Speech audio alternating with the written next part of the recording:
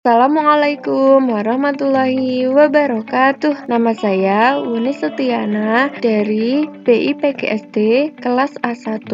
Saya akan melakukan kegiatan praktikum modul 3, kegiatan praktikum 3 yang berjudul Struktur Sistem Pencernaan Manusia.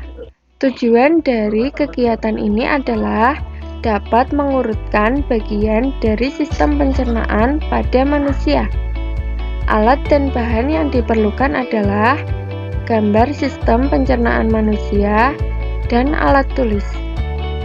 Secara umum, proses pencernaan terdiri atas dua jenis, yaitu proses pencernaan mekanik dan kimiawi. Proses pencernaan mekanik adalah proses pencernaan makanan yang dilakukan dengan gerakan-gerakan seperti mengunyah, menelan, menghancurkan, dan meremas makanan. Sedangkan proses pencernaan kimiawi adalah proses pencernaan makanan yang melibatkan enzim. Organ-organ pencernaan manusia. Sistem pencernaan manusia dimulai dari mulut dan berakhir di anus. Yang pertama adalah mulut. Mulut berfungsi sebagai tempat masuknya makanan dan dimulainya proses pencernaan. Di dalam mulut terdapat enzim amilase. Fungsi enzim amilase adalah untuk menguraikan kandungan fatty atau amilum dalam makanan menjadi gula sederhana yang dapat diserap oleh tubuh. Makanan yang ditelan dari mulut masuk melalui faring dan diteruskan ke kerongkongan. Pada dinding kerongkongan terjadi gerakan peristaltik, yaitu gerakan meremas-remas yang mendorong makanan menuju lambung. Selanjutnya, saat di lambung terjadi pencernaan kimiawi, di mana makanan dicerna oleh enzim dan getah lambung yang dihasilkan oleh sel kelenjar dinding lambung. Di dalam lambung terdapat beberapa enzim. Pertama, enzim pepsin yang berfungsi mengubah protein menjadi pepton.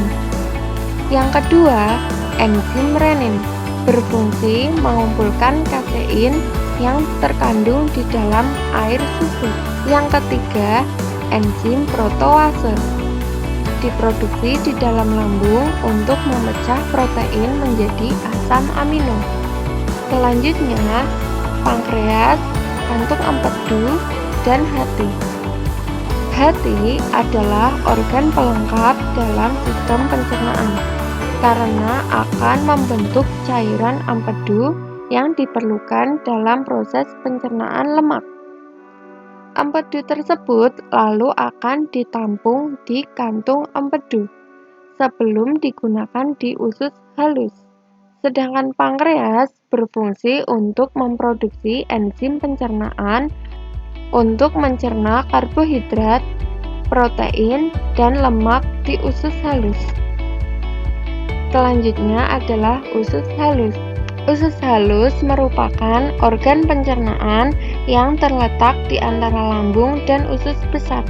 Ada beberapa enzim di dalam usus halus.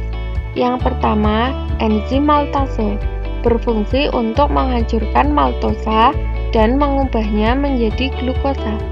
Kedua, enzim laktase berfungsi untuk memecah gula laktosa menjadi galaktosa dan glukosa.